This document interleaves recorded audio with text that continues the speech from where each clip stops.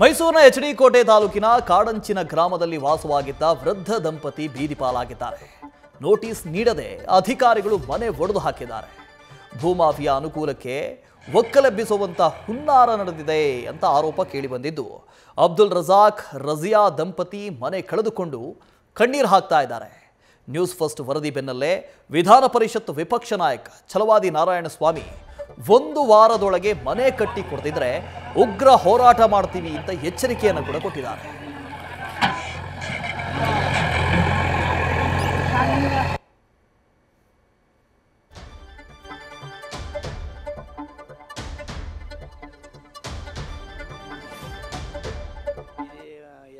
ಪಡೆದಾಕ್ಬಿಟ್ಟು ಸಮಯ ಎಲ್ಲ ಬೀದಿಗೆ ಬಂದಿವೆ. 85-86 ಇದು ಸಾಗುವಳಿ ಚೀಟಿ ಕೊಟ್ಟಿದ್ದು ನನಗೆ. ಇದು ಬಂದದ್ದು ಏನಿಲ್ಲ, ಅಲ್ಲಿ ಬರಲ್ಲ ನಿನಗೆ, ಇಲ್ಲಿ ಬರಲ್ಲ, ನಿನ್ನ ಜಮೀನೇ ಇಲ್ಲ ಇಲ್ಲಿ ಅಂತಂದ್ಬಿಟ್ಟು ದೌರ್ಜನ್ಯ ತೋರಿಸಿ ಎಲ್ಲ ಪೂರ್ತಿ ಕರೆಂಟ್ ಎಲ್ಲ ಕೀಳಿಸಿ ಎಲ್ಲ ಒಂದು ಇದು ಮಾಡಿ 3 ತಿಂಗಳು ಕರೆಂಟ್ ಇಲ್ಲದೆ ಮಾಡಿದ್ರು ಮೊದಲು.